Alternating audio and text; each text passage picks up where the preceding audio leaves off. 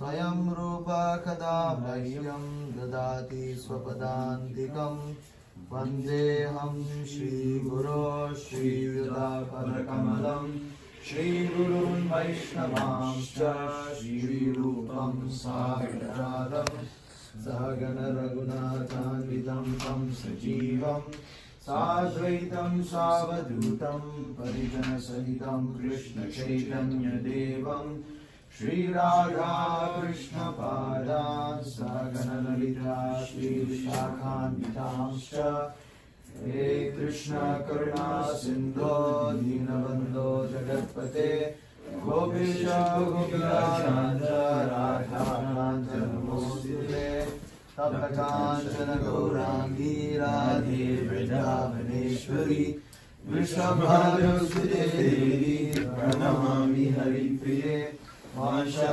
Kalpatarudasya Kripa Sindhu Bhave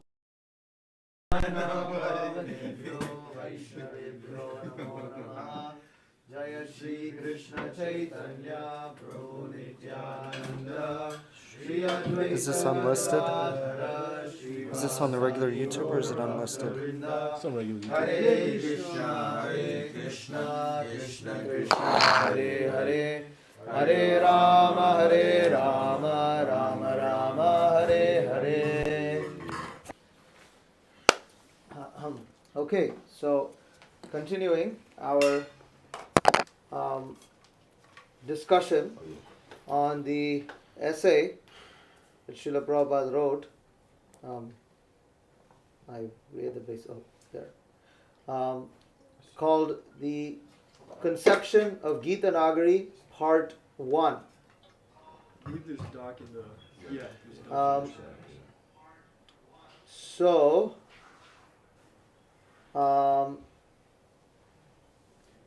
Yeah. We are beginning with the paragraph Saintly Politicians of the Modern Age, like Mahatma Gandhi. Now, we'll be stopping this particular reading at about 7:10, at which point we can discuss some of the points written over there, and then open it up for further questions or things like that. Hare Krishna. Page 5. Okay, so, okay, Akalki, you have it pulled up?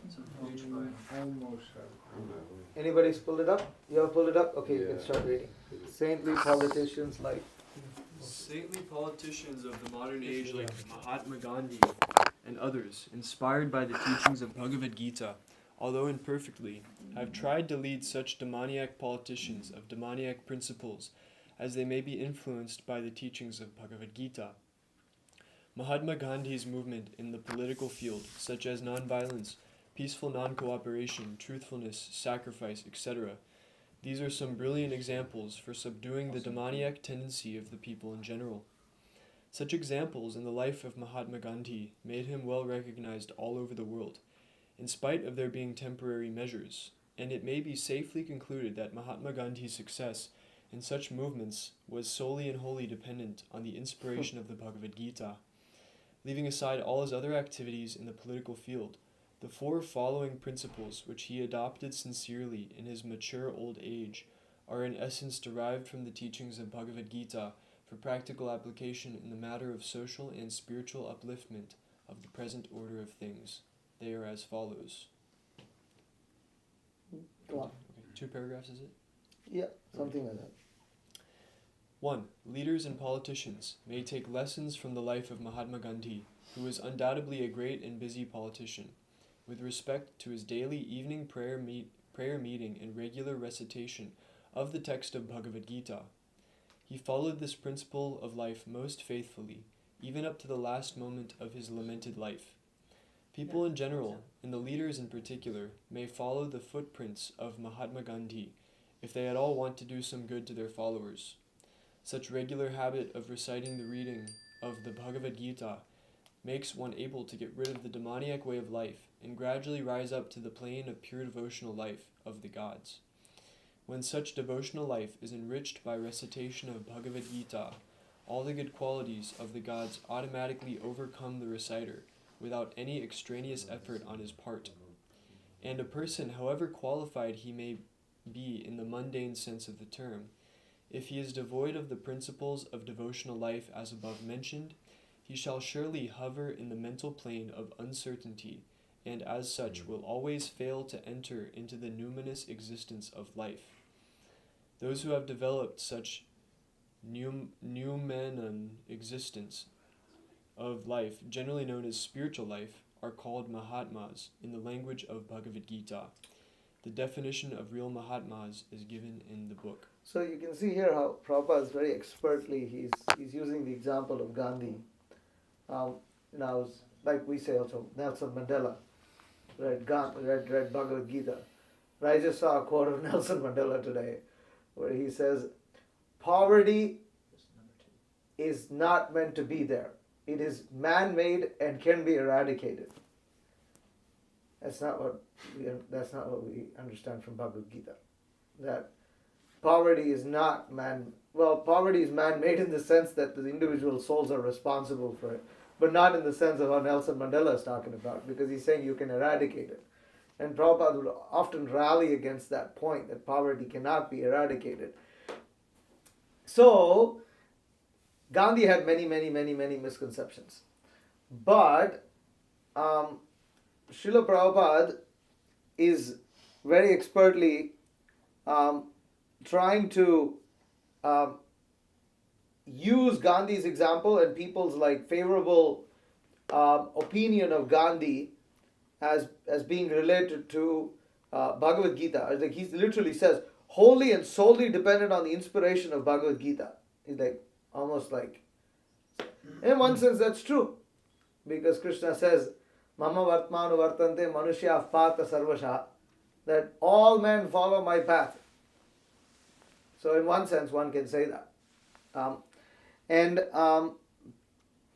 The other thing here is that Srila Prabhupada is using this example to emphasize the fact that there needs to be a prayer every day, that people have to get together. See, Mahatma Gandhi's daily evening prayer meeting and regular recitation of the text of Bhagavad Gita.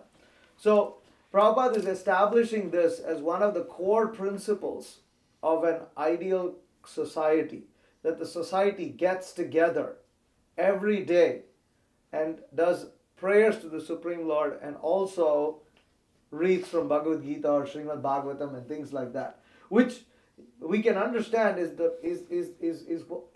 you can say the most important aspect of a farm community. It's completely useless if a farm community exists and people don't have the time or the inclination to come together and study and read. And the whole point here is that society must be organized in such a way. Otherwise, most people don't have any time. They just don't have time to do all these things. We see that today. There are many devotees who even wonder the need of having to do a morning program every day. But it's quite lamentable, because there's no question of overcoming anarthas or becoming situated on the pure devotional platform without such regular program. And in that regular program, the recitation of Bhagavad Gita, reading of the Bhagavad Gita, or also the Srimad Bhagavatam is extremely important. And in that case, we also should recognize the importance of attending Bhagavatam classes, participating in them, although sometimes, when we don't have to do those things, the day can feel great, because, you don't have, someone suddenly has so much time, because this morning program takes so much time, or the evening program takes time, and without that, it feels free, but it's very detrimental to us in the long run. And the other thing is, Prabhupada says that non-violence, peaceful non-cooperation, truthfulness, sacrifice, etc. are some brilliant examples for subduing the demoniac tendency of people in general. And then he also says that when devotional life is enriched by the recitation of Bhagavad Gita, all the good qualities of the gods automatically overcome the reciter without any extraneous effort on his part. This means that if one carefully pays attention to the message of the Bhagavad Gita and Srimad Bhagavatam by reading it and discussing it among the association of devotees without any extraneous effort, the devotee develops good qualities. And those good qualities is what overcomes demoniac tendencies. And the whole purpose of organizing a Varnashram society is to subdue those demoniac tendencies. Because what are the demoniac tendencies? The demoniac tendencies are basically Dambo, Darpo, Bhimanascha, Krodha, Parishyamevacha. So it's like you have pride, anger, deceitfulness, all these kind of qualities. So, if we live in a society, current society promotes these qualities. They're very happy to promote such things. And so, yeah, so that's a few things here. Okay. The temple entry movement of Mahatma Gandhi is another attempt to deliver people in general from spiritual degradation. And by such movement, the mass of people can be saved from gliding down to the lowest status of demoniac life. Even when he was at Nokali during the dark hours of the partition days, he never hesitated to reinstall the deities of Radha and Krishna. And by such examples, he had done immense good for the people in general. Leaders and politicians may take lessons from this particular incident of his life. It may be said in this connection that there are thousands and thousands of Vishnu temples all over India, and these temples were originally meant for enlightening the mass of people in spiritual values so that they can live in peace and harmony with higher aim of life. At the present moment, in most cases, these spiritual educational centers have been rendered into rendezvous of demoniac dance for want of the culture of Bhagavad Gita. They have become, on the contrary, so many plague spots for preaching atheism and advancement of demoniac principles. For want of regular propagation of spiritual education under able leadership, the mission of Gita Nagari must have its aim, amongst others, to rectify the anomalies that have entered into the life of these centers of spiritual education and regenerate them to the sense of spiritual education through the exemplary life of devotees that may be created from the practical life of the members of the Gita Nagari. The Bhagavad Gita encourages us in spiritual culture as follows. Yanti deva vrata devan pritin yanti pritivrataha bhutani yanti bhuteja yanti mam yajino bimam. Those who worship the demigods will take birth among the demigods. Those who worship the ancestors go to the ancestors. Those who worship ghosts and spirits will take birth among such beings. And those who worship me will live with me. Here Prabhupada makes a really, really, really amazing point. It's hard to believe that Oxford, Cambridge, Harvard, these were all places that were established by Christian missionaries, people with strong Christian faith, in order to promote Christian values. This is how these centers were actually started. They were bastions of Christian influence. Now, they're the halls of atheism that lead this country to hell. Literally all the worst ideas that one can even dream of come from these universities. And Shyamasundar Prabhu was, making this point also to us, that can you believe that this is how? And the reason is, as Srila Prabhupada says, he says, because for want of the culture of Bhagavad Gita, that they have become rendezvous for demoniac dance.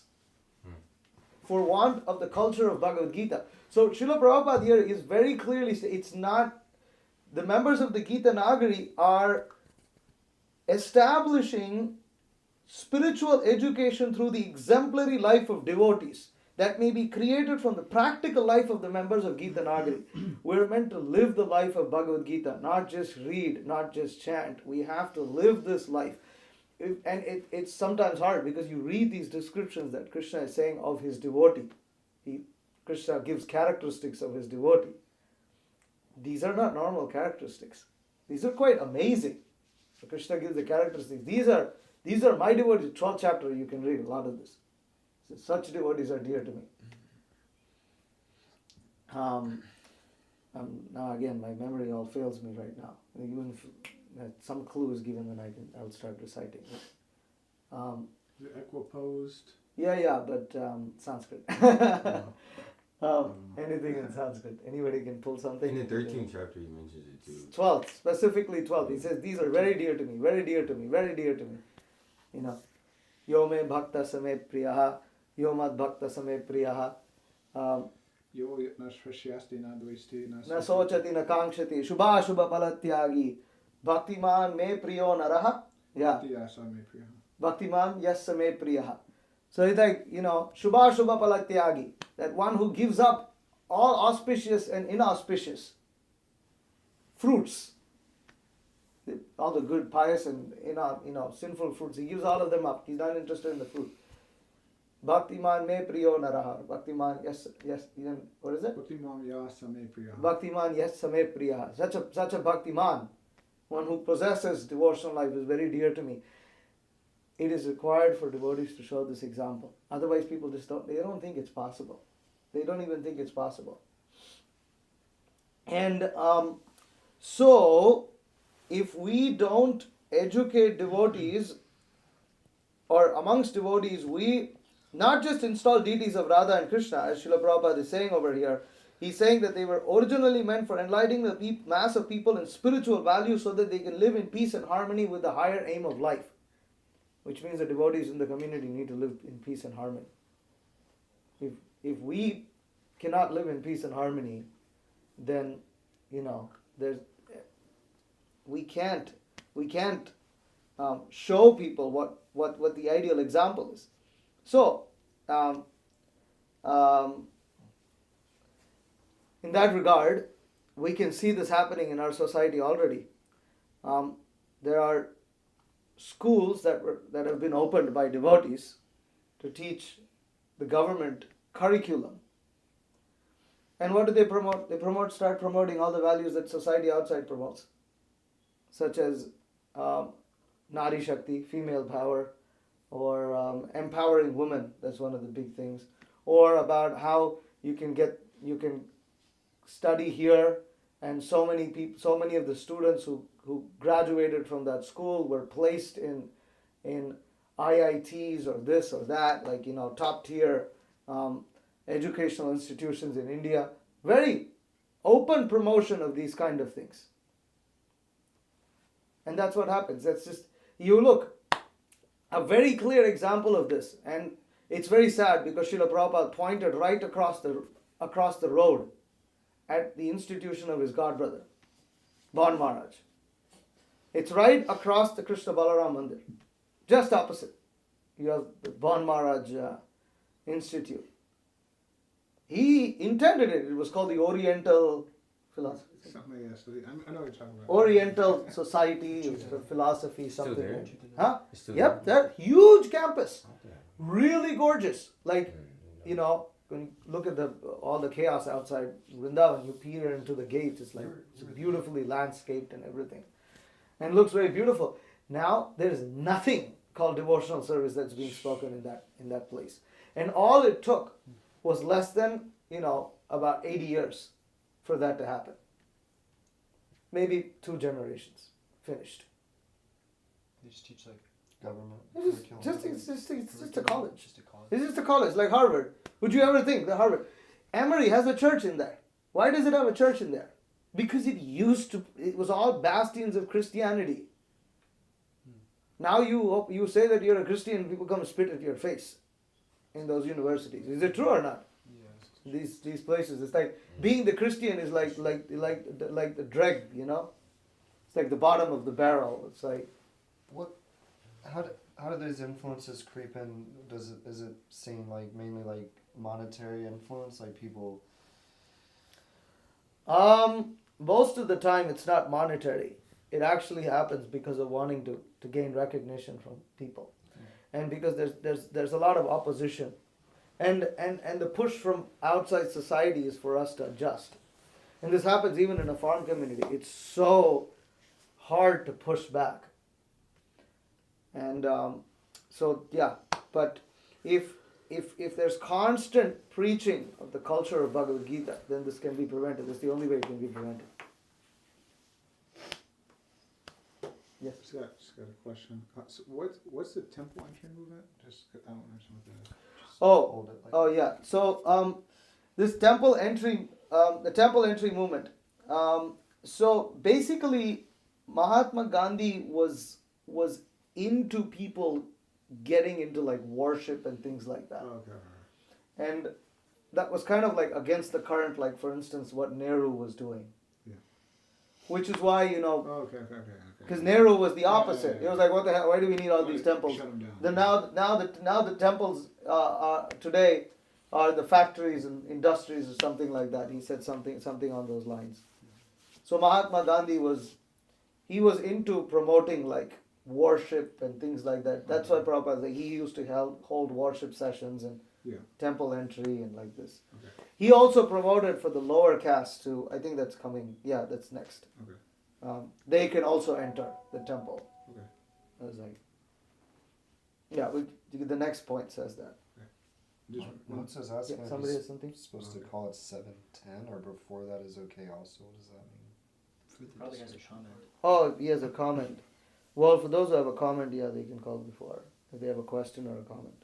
Just one thing to add on what you're saying, but in addition to these, big universities being centers of Christianity, initially the education system in America was also based on that. Right. People would learn and then to learn the Bible and stuff, and Hare then Krishna. it became like more and more like You have a question? whatever, Or, like instituted. you have a question or comment? He has a comment. Mhm. Okay, you can. Yep. Hare Krishna. Yeah. Yeah, Prabhu Hare Krishna. So, this point here Prabhupada is making about Daiva Varnashram and people developing good qualities.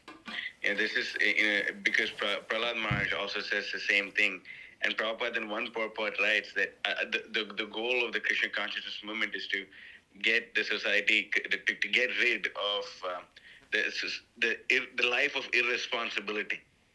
When we are not sticking to the Vedic paradigm, we're living in a life of irresponsibility. It's extremely irresponsible the way people are living and the way they're exploiting society. And that's why Prabhupada writes that the demoniac mentality of the karmis is destroyed when they're in the association of devotees. Yeah.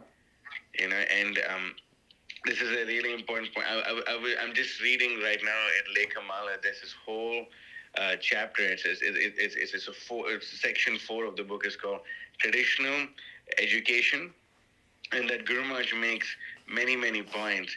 And one of the things he says is that Sahajas, they say what's the use of Varnashram Dharma? We can transcend everything, but the point is that a devotee, he's above Varnashram, not below own culture of Varnashram Dharma, then we are below the culture, we are below Varnashram Dharma principles, which is according to Shastra. And because we're below that, then we take upon the qualities and societies of animal life. Yeah. Television, potato chips, and modern education go ill together with Krishna consciousness. So he says this. We should not change with the times, but we should rather change the times. He makes this very important point. Anyway, I just wanted to add to that. Thank you. Hare Krishna. Okay, you want to read the next one? Navin? Mason, you had a question? 1-3, right? So Mahatma Gandhi started the Harijan movement in order to raise the status of the fallen people, either by social injustice or otherwise. But such pious movement may not be restricted only amongst the Bungis and Chamars, who are proclaimed as such for their unclean habits, or in some cases by social injustice. But such movement may be extended amongst those who are passing in society as Brahmanas and Satyas, etc. But in practice, their mentality is more degraded than the lowest of the Bungis and Chamars. Harijan means the associate of God himself. Chamars and Bungis, or for that matter, people who are of the mentality of Chamars and Bungi, both in habit and dealings can never be promoted to the position of Harijans unless until such persons are helped to go up to the place of the Harijans by the approved method of rules made by actual Harijans such as Arjuna, Prahlad, Dhruva Maharaj, Yamaraj, Bhishma, Janaka, Narada, etc. There is no bar for anyone to rise up to the position of Harijan, and this is confirmed in the Bhagavad Gita. Mam hi parta vyapashritya ye hi shilya papayona yaha striyo vaishya stata sudras te pi yanti param gatim. O son of Pritha, those who take shelter in me, though they be of lower birth, women, vaishyas, merchants, and sudras workers, can attain the supreme destination. Bhagavad Gita 9:32. Mahatma Gandhi did not approve of the system of birthright castes as prevailing in India, and there is ample support for this movement of caste society in the Bhagavad Gita in its own way. Caste society does not mean that there will be no section or subsection of social division. Without such division of social order, no living society can be conceived, but there may not be any such section or subsection simply for the matter of birthright accidents. A Brahmana's son has the right to become a Brahmana, provided he has the rightful qualifications of a Brahmana. Otherwise, he cannot be placed in the exalted position of a Brahmana. Exalted position of a Brahmana. That is the verdict of all revealed scriptures. So I think this paragraph is pretty clear. Just the point to note here is that Chamars and Bungis, or for that matter, people who are of the mentality of Chamars and Bungis, both in habit and dealings, can never be promoted to the position of Harijans. So we have to give up tendencies that are not Krishna conscious. And those who don't give up such tendencies, they can demand respect, but they can't expect it. And this is important, again, although it might seem like pretty clear, pretty easy to understand. Even today, even amongst in our society, there's devotees who claim that LGBTQ people need to be given respect. Well, everyone should be given respect. The Vaishnava gives respect to everyone, all living entities, including cats, dogs, and LGBTQs. But the point is that respect is also, there's at the same time, it's not that the highest respect is given to everyone. So this people don't like to talk about qualification or quality or characteristic. Everybody is interested in speaking about how people are when they speak or when they stay on the stage, but if you were to talk about someone's character, it's considered as very, very wrong in society today. Like, if you were to, there is some sense of that, but it's increasingly gone. Maharaj makes this point once that basically this whole Bill Clinton affair happened because he had sex with someone, some assistant in the White House. That was like a huge thing, and because of that, he had to resign. But I mean, the current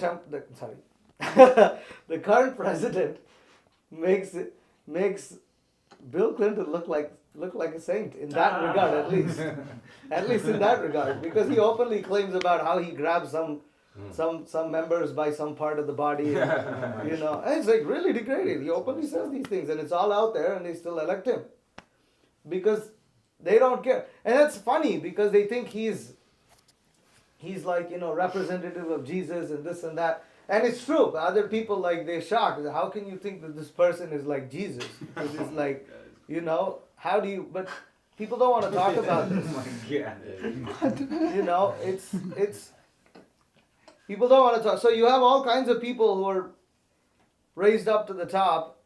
Their character is very, very degraded, and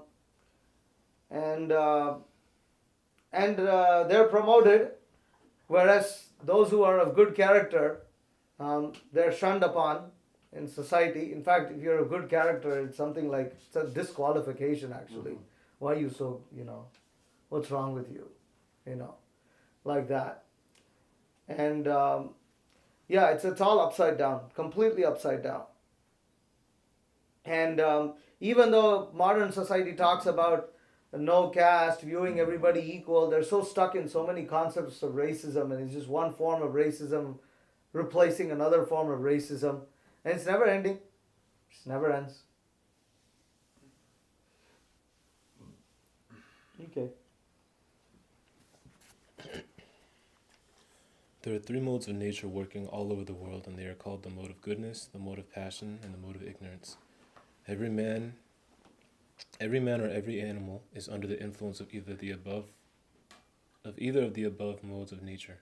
As such, it is wrong to calculate that the modes of nature are working only within the boundaries of India.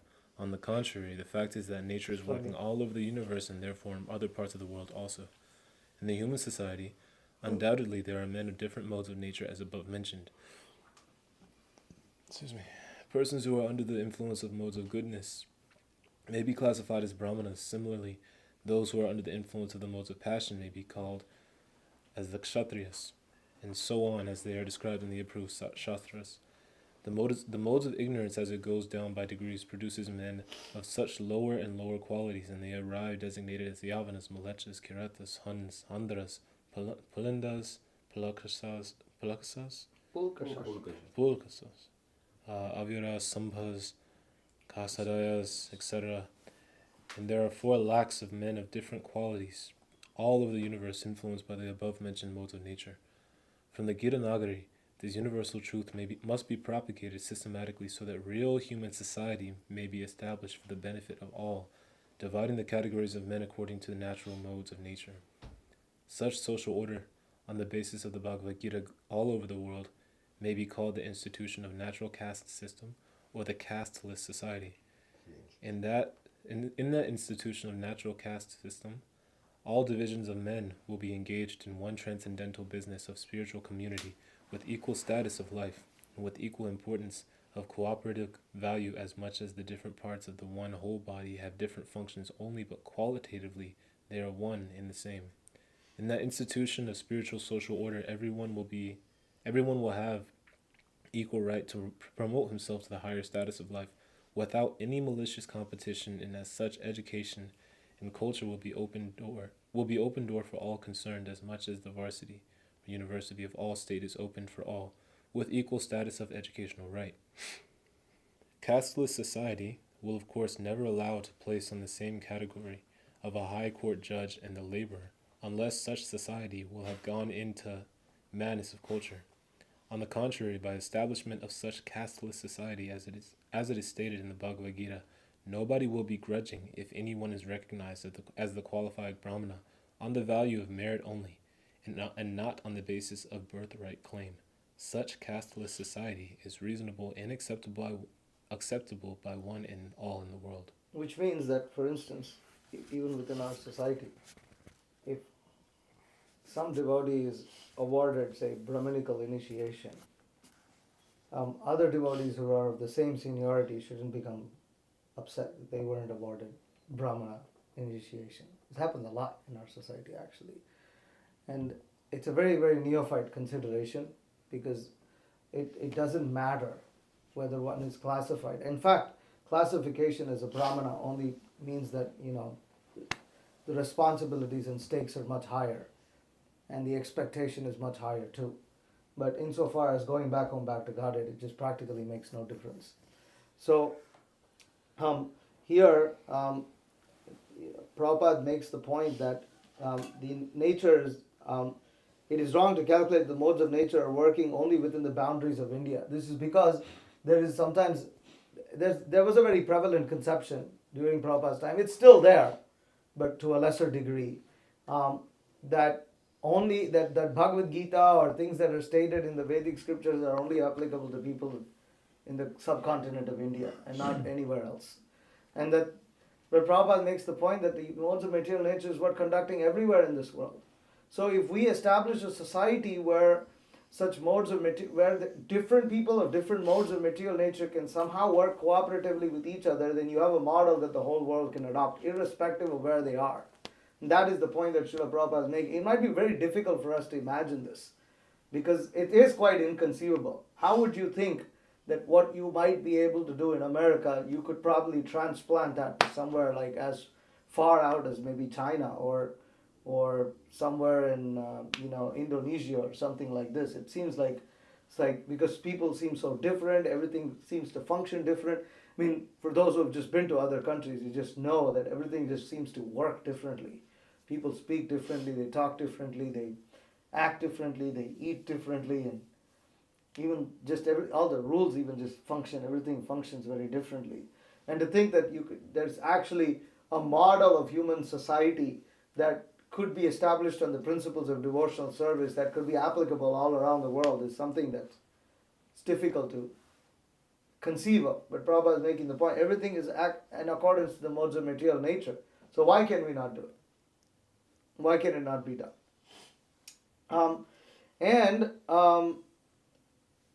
Srila Prabhupada says that everyone will have. So it's very interesting. He says all divisions of men will be engaged in one transcendental business of spiritual community with equal status of life. And then in the same paragraph, he says the caste of society will of course never allow to place on the same category of a high court judge and the laborer unless such society will have gone into the madness of culture. So which means that the whole point isn't to create artificial equality. It's to create. And why? Because when responsibility is tiered in this way, society functions very nicely. Because the laborer is very good at something, and the high court judge is very good at something. And they need to know their place and execute that. If the high court judge doesn't recognize the value of the laborer, then what happens is that he mistreats the laborer. And if the laborer doesn't recognize the value of the high court judge, then what happens is he thinks it's all equal and he goes and does something dumb. Because he's just not capable of figuring it out. And Prabhupada made that point. That's why democracy is so messed up. Because everybody, whoever is educated, everybody, they get the same vote as the drug addict down the street. He gets the same vote as. So what's the use? So, anyways, these are all general principles. But so for the four things that Srila Prabhupada is speaking of is number one, to have regular meetings, yes, congregational programs. Regular programs where devotees should assemble every day to discuss Bhagavad Gita and engage in prayer of the Supreme Personality of Godhead. Number two, establish temples and deity worship for the purpose of propagation of spiritual culture that will counteract demoniac influence. So that's number two. And number three, Srila Prabhupada says that the movement is not just meant for higher class people. It's meant for the Harijans and the Bhangis, the Bhangis and the Chamars. But Prabhupada makes the point, it doesn't mean it's just for them. It's meant for high class too. It means it's meant for all. So that's the third point. And finally, the fourth point is that all divisions of men will be engaged in one transcendental business, and that that there is castelessness, but it's not the castelessness that people think of today. It's not that everybody is equal in all regards. There is difference. Where is the equality? The equality is in everybody can worship the Supreme Lord. So, simple philosophy, which we've discussed a lot, but just to make that point that Prabhupada is saying these are the four principles of Gandhi, and these are the four principles in which Gita Nagari will be established. So Prabhupada has a big conception. Yeah. That reminds me, when we were in the UK, Guru Maharaj signed a Vaishya initiation to a devotee, which has never been done, I guess, in Prabhupada's time. Yeah. And obviously he's a nice practicing devotee, but he got like a particular assigned role. I don't know. Yeah. So, yeah. So more such things should happen because Dvija means three castes of people have the sacred thread. You have the Vaishya, Kshatriya, and the Brahmana. The Vaishya has a thread made of wool, and the Brahmana has a thread made of cotton, and the Kshatriya has a thread made of silk. Guru Maharaj told me this in UK. He said, "I'm giving him Vaishya initiation." I was like, "What?" I was like, "What is that?" And he said, "Well,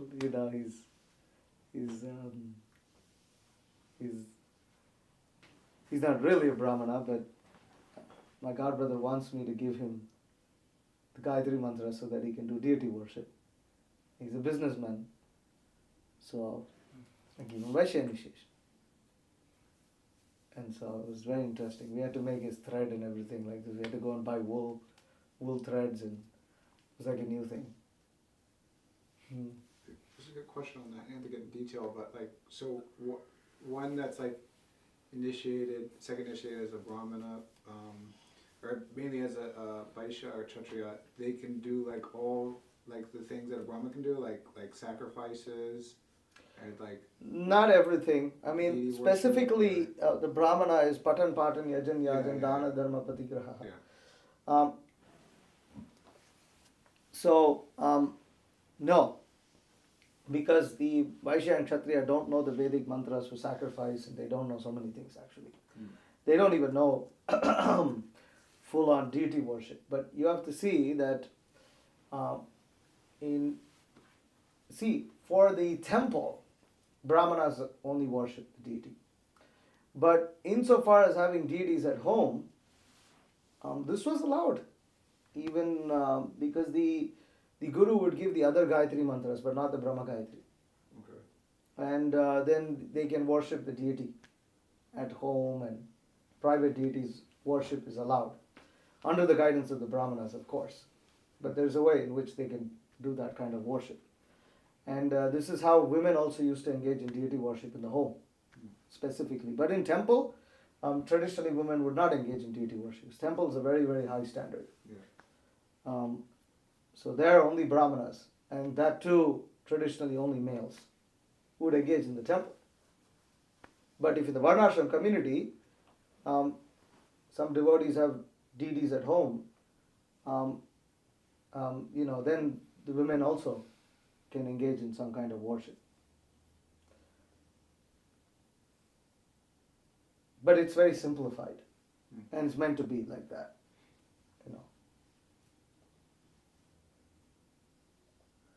Okay, so we'll stop the essay here. So, discussing any of those points that we brought up last week, just to briefly see.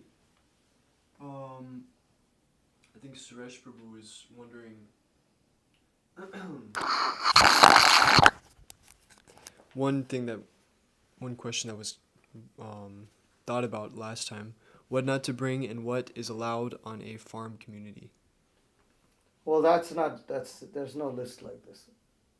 I asked This him, is- remember asking He doesn't remember asking that. He wrote it. He's like, I think that's your handwriting. That's a list. I wrote You it. see, I wrote was to say, I think I'm well aware of we do not know. Bishop Maharaj release, right? The do's and don'ts of see, one thing about this is an interesting thing, right? Today, Ali Krishna Prabhu in his class was saying how, one of the main things that he's hearing students want to overcome is like the social media addiction. But you just take, just 30, 40 years ago, Prabhupada's time, they didn't even have this as a problem. It didn't even exist. And so, with the changing times, it differs. Like, one of the biggest problems right now with electricity is this thing. Because this can run on a power bank. Literally on a power bank. What is a power bank? Portable charger. So that's all it requires. It doesn't require anything. But the level of Maya it can bring, I mean, previously, 30, 40 years ago, you had to go to a movie, you had to go to a place, or, if there wasn't, it wasn't like, huh? Newspapers. Yeah, newspaper. So it had more effort for something to like get that. But now it's like so easy. You have everything right here. Everything to ruin the life of a child is right here. Just this thing which is like what 4 inches long, 3 inches long.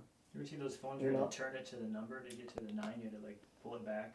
Yeah, the turn dial phones. I just had speed dials like boom, Siri calls. I think even in most of our experience, a lot of us grew up on that threshold before phones were like common, and we appreciate our when we had our days when we were just playing around, running around, like playing in the dirt, and we see kids nowadays. No, not like, you. Bro, that's not true. That's not true, bro. Definitely not. That's not true, bro. I didn't have a phone until I turned like 12. Like until I was in middle school. Like, bro, I didn't have a phone until I was 20. oh wow. But now we see. I didn't have a phone until I was older than you. Hey. I didn't know about the internet. And even that time, the internet sucked like anything. Even when I had it, yeah, it was so yeah. slow. Like you just wouldn't use the internet. It was only for texting and calling, literally. So like I guess like we can understand and appreciate that time when we didn't have it, and like we felt like we were more. We see kids nowadays, we feel like they're wasting their lives, but now we're also addicted and attached to it. We can't imagine life without it. That's like I guess like the third generation, if it's done right, those kids will be like hopefully less exposed as like a project develops. Well, see, that's the thing. Well, all these do's and don'ts, society is moving so rapidly that it's hard to try to like say, okay, we'll allow this much amount of modern luxury, because everything goes quickly to hell, and each modern luxury is built upon another modern luxury. First they make sure that there's power everywhere, and like that, and then they bring this, and then they make sure there's internet, 5G, all over the country, so that you can go to hell in the middle of the boondocks, So it's very different now. I mean, Srila Prabhupada didn't like devotees calling. I mean, these were among temple presidents and GBCs. Calling one temple to another temple, Prabhupada was like really upset about this. And why? Because it was already getting to a point where devotees were, what's this writing letter, wait for it to get mailed, wait for that thing to come, whenever it will come, and then wait for someone to write a reply back, post it back. We don't even imagine these things now. You send an email and you get a reply immediately, and that's probably the biggest challenge when you're talking about do's and don'ts. I think I was talking to Mason also last week, at the end of last week, we were like, society based on the natural way in which life functions is a slow-paced life. It's a slow-paced life. Things happen in their own place. Like those who are gardening, you have the experience. The plant is going to take its own sweet time to grow. And just, you can't do anything about it. You got to wait until the season happens. You got to wait until the right temperature to plant something. You have to wait for it to grow, and then you have to wait for the fruits to appear so that you can pick them, and like this and like that. It's and all of nature, and this is why in a Varnashram farm community we need to be moving towards using draft animals. Why? Because animals function only according to the way nature is meant for them to function. They function at a certain pace. You can whip them as much as you like. They're not going to, well, first of all, it's abuse. The second thing is that you're not going to get anything out of it. They'll fight back. So it paces yourself, but we're not used to that. We will get disturbed if we are on one part of the farm and we cannot call Mr. Prabhuji on the other side of the farm. We get disturbed. How am I supposed to function? But people live like that. And it's hard because from this we can understand how much we are driven by the modes of passion right now. It's terrible. We are so passionate. I mean, I'm personally guilty of this. I have the tooth stick. It's been on my desk since Gurmar's left last time. And I'm thinking, I'm going to use it. But the thing is, if I have to take a toothstick and I have to use it, I have to be a little patient. I can't use it like a brush. I'll throw, finish out, run. I can't do that. I gotta be more calm. And also means that I need to I need to be less passionate and stop trying to do too many things in life.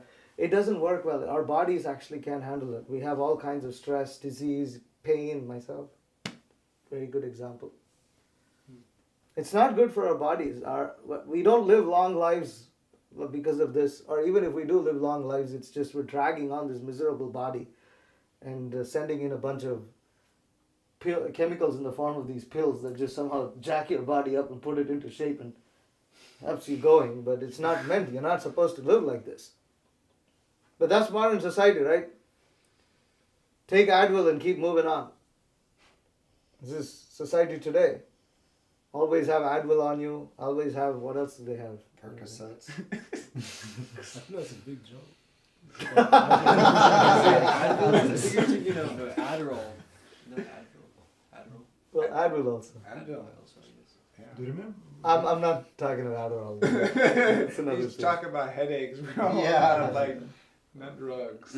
Yeah. Do you remember when Hare Krishna also told Prabhupada, I cannot live on the land because I have so much passion. Yeah. What he told Prabhupada? What he told?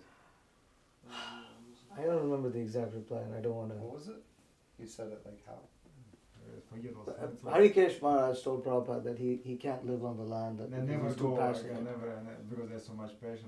He said I can't live there, and Prabhupada said something. But anyways. I forget also. Mm. Just to substantiate your point about, living naturally is a lot slower pace. Antudi Prabhu, who's in charge of the Ox project in Hungary, Nuvrajadam, he says that it takes a tractor 2 hours to plow 1 hectare of land. How That much is a same 1 hectare? hectare of land, What's a hectare? I don't know, it's some amount of Chat land. GPT, please. Yeah. Well, Yeah. maybe for those who don't. He's already pulled it up. What, a hectare? It's like 2 Yeah. acres, 3 acres or something. 3 acres maybe? All this. I thought it was like 2.3. So, okay, yeah, that's what Something. When we were in Europe, they were saying this hectares again and again. I was getting really confused. Yeah. So anyways, it takes a tractor 2 hours to do that. The same work, it'll take a bull 18 hours. So, anyways, cattle, they're in the mode of goodness. Tractor is obviously a product of the civilization in the mode of passion. And 2.47 acres. 2.47. Almost 2.5, Okay. Yeah. basically.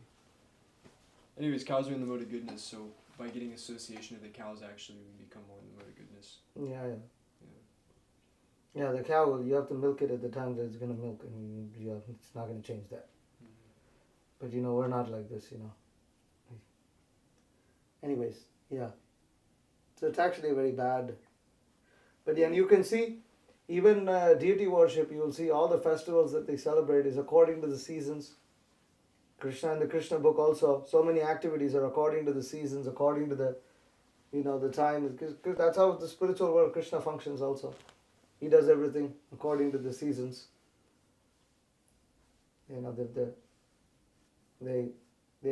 Krishna waits for that perfect time in autumn to have his Rasa Leela with the gopis. Krishna is Krishna, he created autumn anytime. He can create autumn anytime, he's Krishna. Like literally he can do it. But, Vrindavan village life is like that. So, yeah. Anything else? So like when it comes to like the caste, well, casteless society, but with of course caste. The caste casteless caste society. Yeah, I mean the way Prabhupada. I know it's kind of a yeah, it's like the casteless caste society. You know. So like, how do you like? What is the like? I guess filter system. So for example, obviously if somebody has the qualities of a Sudra, but they want to artificially pose as a Brahmana, and they say no, I'm a Brahmana, I want second initiation. What is the filter systems for people to like get designated for the particular Varna and ashram? Well, the designation has to come from those who are Brahmanas.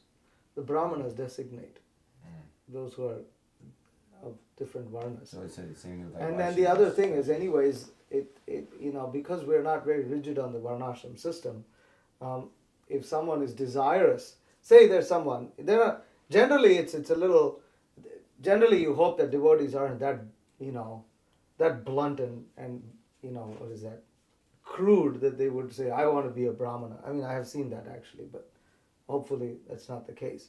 But somebody might be desirous to do deity worship in the temple, say, and because of that they may desire that they want second initiation, because they want to dress the main deities of the village, or they want to engage in deity worship.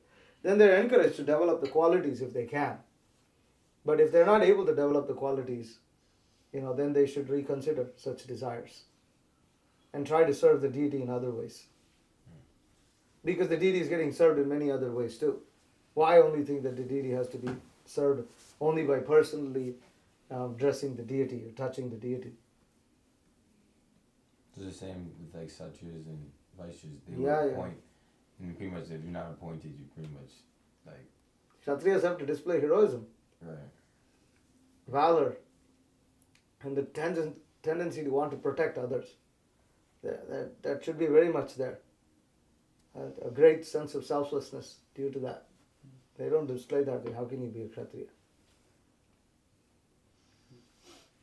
I mean, it's hard, but at the same time, a devotee should learn these things. We learn it now also, but they're forced to accept it, that's all. Everybody, but also it's not so unimaginable, because there are many people who are quite happy being who they are and they're not trying to be something else. So the point is, if you can place someone in a happy situation, most of the time they'll be pretty content with that.